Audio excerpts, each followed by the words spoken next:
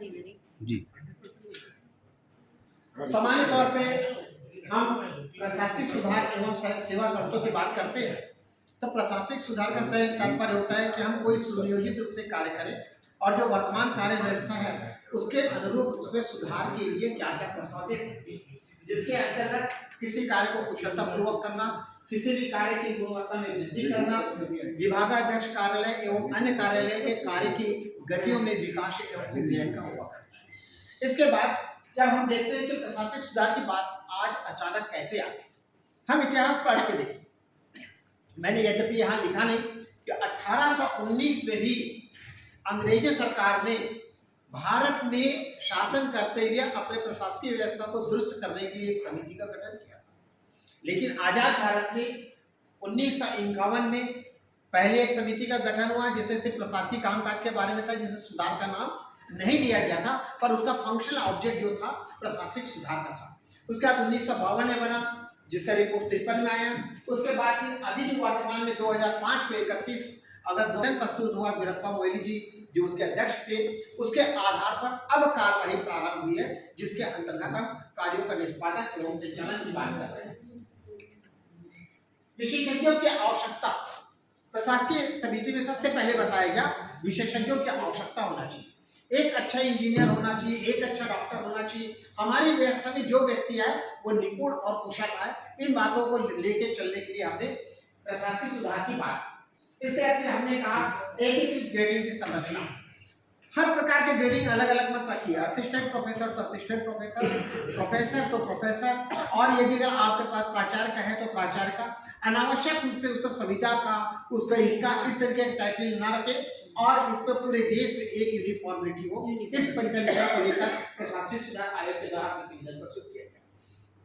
भर्ती की पद्धति भी हर प्रकार से अलग अलग प्रकार का रखा जाता है।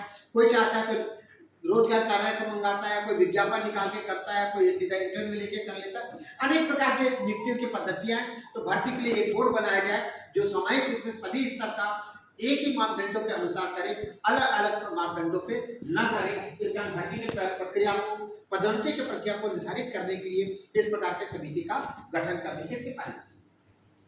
प्रशिक्षण, सिविल सेवा में आने वाले व्यक्तियों को प्रशिक्षण की नितांत आवश्यकता है।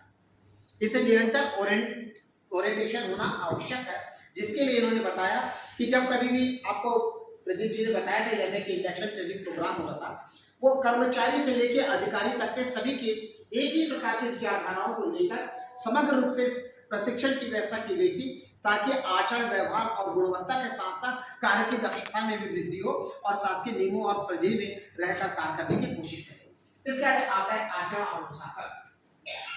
सबसे ज्यादा कमजोरी आज के समय मिल रही है शासकीय कार्यालय में और समाज में कि अनुशासन का अभाव है। लोग नियम और कायदों को नहीं मानते हैं, जिसकी जो मर्जी आता है तो उसे अनुशासन की परिधि में बांधने के लिए हमको कार्य करना होगा और तत्काल न्याय मिले और तत्काल दंड मिले लोगों को। इसके लिए न्याय प्राधिकरण की बात कही गई कि पहले ट्रिब्यूनल जो चलता था उसी प्रकार की व्यवस्था को नए रूप में प्रस्तुत करने की बात कही गई।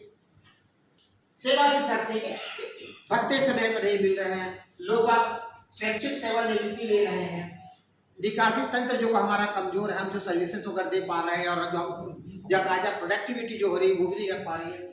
इन सब चीजों को, पेंशन की मात्रा, छुट्टी, प्रोत्साहन, इस प्रकार की कोई चीजें नहीं रह गई थी, तो सरकार ने शुरू किया। आप देखे होंगे कि आईएएस लोगों के बेस्ट पार्टिसिपेशन से प्रधानमंत्री द्वारा अवार्ड दिया जाता है।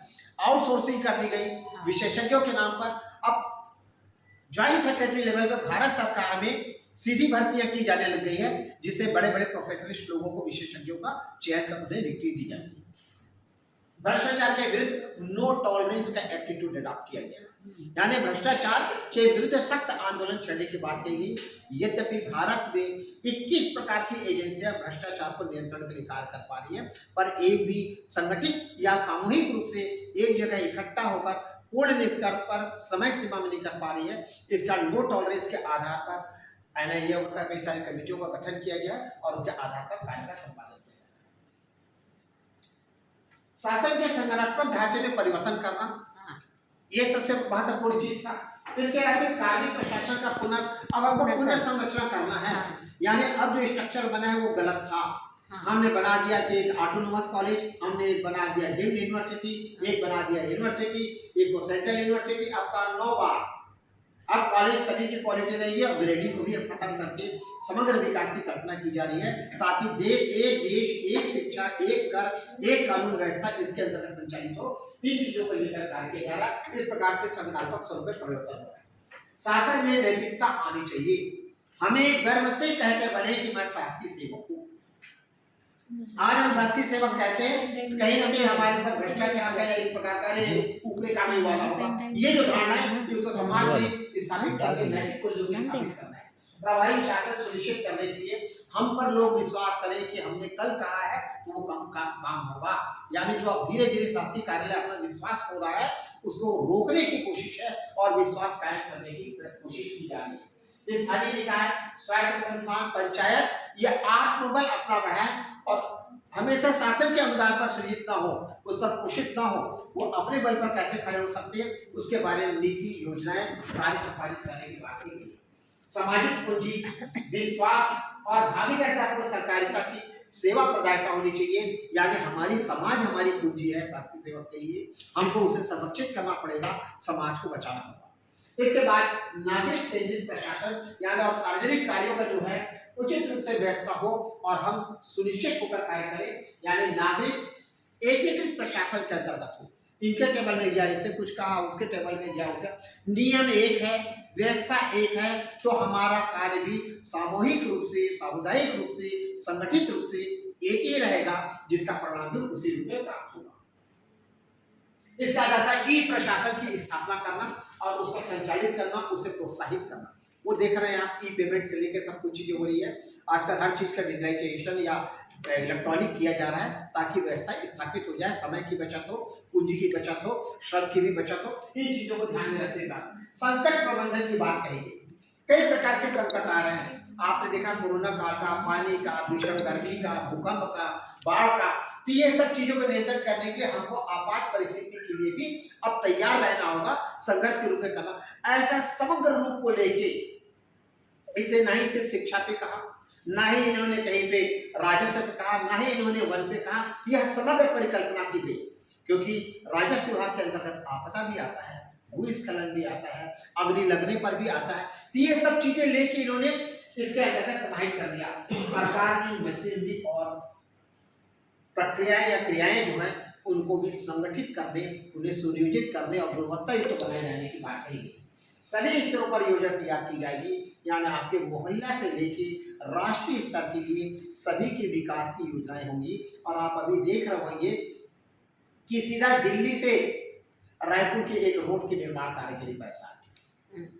ऐसे ही इंदौर के एक पर्टिकुलर क्षेत्र के लिए आ गया। लोगों ने कभी मांग भी नहीं की थी वहां के लोगों की हमको इसकी आवश्यकता है, लेकिन केंद्र सरकार ने नगर निगम को पैसा देके कहा इस योजनाओं को कीजिए। इस तरीके के कार्य यानी हम सभी स्तर की योजना अपने पास रखेंगे, केंद्र में, राज्य में, स्थानीय स्तर, ताकि हम आवश्यकता अनुसार उसके कार्य को संचालित करें। अब इतनी बड़ी योजना, प्रशासनिक सुधार की बात हो गई, हम शासकीय सेवक हैं, हमारी भी कोई अपेक्षा होगी।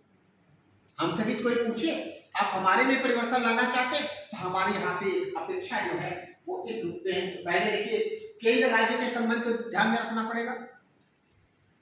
वित्तीय एवं आर्थिक प्रशासन आपका मजबूत होना चाहिए। डीएम वगैरह नहीं दे रहा, हमने बोला कि यहाँ पे रोड बना रहे हैं, पैसा नहीं है, कई सारी योजनाएं, न्यायालय के लिए पैसा नहीं है, ऐसी चीजें नहीं चलेगी। आपको प्रशासनिक व्यवस्था दुरुस्त करना पड़ेगा, कार्मिक प्रशासन दूर करना होगा। कर्मचारी नहीं है तो उसकी पूर्ति करनी पड़ेगी, प्रोफेसर नहीं है, टीचर नहीं है तो उसकी पूर्ति करनी होगी। फिर आगे कहेंगे राज्य स्तर पर प्रशासन, चाहे वो जिला स्तर पर हो, चाहे पंचायत स्तर पर हो, आपको उसको सुव्यवस्थित और सुनियोजित रूप से करना होगा। हमारा देश कृषि प्रधान है, इस कारण अब कृषि उद्योग नहीं है, कृषि समाज सेवा नहीं है, वो राष्ट्र का या किसान का नहीं है, और वह एक प्रशासन का भाग बने और कृषि के हर चीजें, हर व्यवस्था प्रशासनिक रूप से संबोधित किया जाए। समाज सेवा के रूप में या श्रम कल्याण के रूप में या कृषक कल्याण के रूप में नहीं होगा। अब उसको सुनियोजित रूप से करना होगा।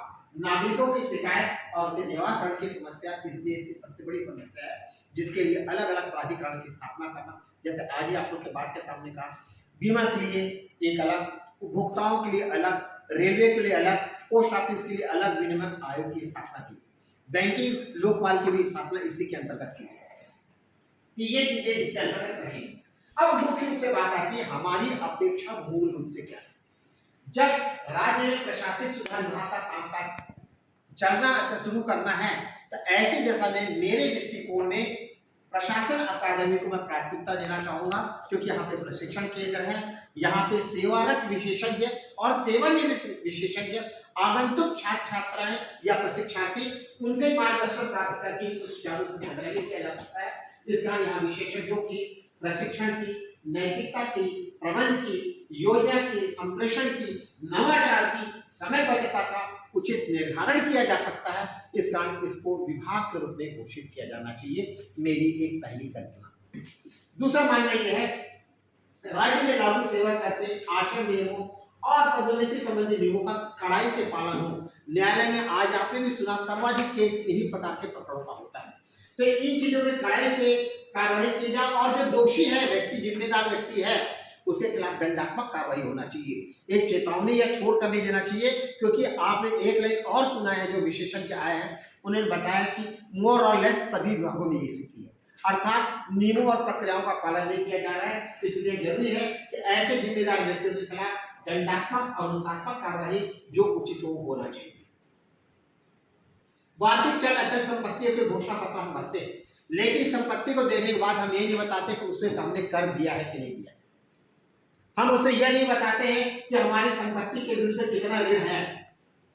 ये चीजों को बताना आवश्यक इसलिए है क्योंकि हमने पंचायती राज्य को, स्थानीय निकाय को भी स्वायत्तता देकर उसकी योजना बनाने की बात कही।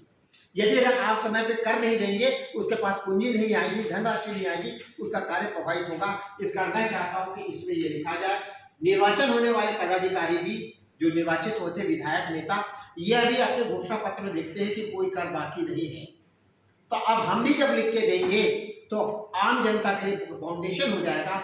जब विधायनी दे रहा है अपना पूरा कर, प्रशासकीय इकाई दे रही है, तो आम जनता को भी देना पड़ेगा। इस नीति को लागू करने के सभी को राजस्व के पास पदोन्नति के लिए वार्षिक गणना का आधार अभी कैलेंडर वर्ष है। 31 दिसंबर के बाद नया पदोन्नति नियम। अब ऐसा नहीं करना चाहिए। हमारा लेखा संधारण, हमारा सिया जो वार्षिक गोपनीय प्रतिवेदन है वो 1 अप्रैल से 31 मार्च तक के आधार पर लिखा जाता है। तो हमारी पदोन्नति भी 1 वर्ष में 2 बार हो और उसके सीआर को लिखे जाने का समय 1 अप्रैल से 31 मार्च का हो, ताकि हम इन चीजों पे जनवरी और जुलाई में पदोन्नति की कार्रवाई कर सकें।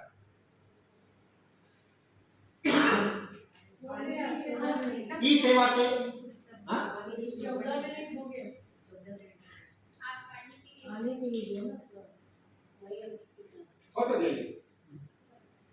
मैं ये बोल रहा था कि ई सेवा ये सख्त कार्य पद्धति में काफी अंतर आया।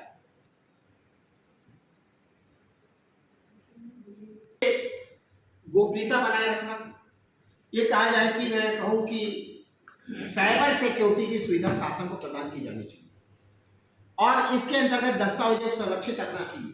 अगर एक आदमी रात को आए, इस कंप्यूटर से कोई चीज डाउनलोड करके लेके चली है तो आपको हमको पता नहीं चलेगा।